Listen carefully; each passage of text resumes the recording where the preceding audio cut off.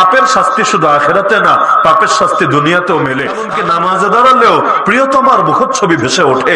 এইটা যদি এক ধরনের মানসিক আযাব না হয়, আযাব কারে বলে? হারামের পেছনে ছোটার কোনো দরকার নাই। হারামের ভেতর আর যাই থাকুক, হারামে কখনো আরাম নাই, না দুনিয়ার আরাম না আখিরাতের আরাম। দুনিয়াতে যারা বিগত দিনে হারাম হারাম বুস্তা বুস্তা কামিয়েছে, কই ভাই তোমরা কই হারায় গেলা? এখন এগুলো ভোগ করবে কে? ইন্ডিয়া গিয়ে কে এগুলো ভোগ করতে পারবে? চায়না গিয়ে, কানাডা গিয়ে, আমেরিকা গিয়ে, ইংল্যান্ডে গিয়ে কে এগুলো ভোগ করতে পারবে?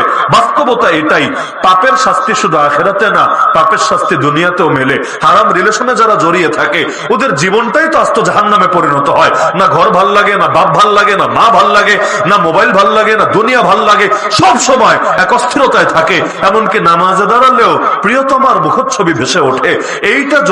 এইটা যদি এক ধরনের মানসিক আযাব না হয়, আযাব কারে বলে? অথচ দরকার ছিল বান্দা আল্লাহ এবং তার নবীর জন্য দেওয়ানা হবে।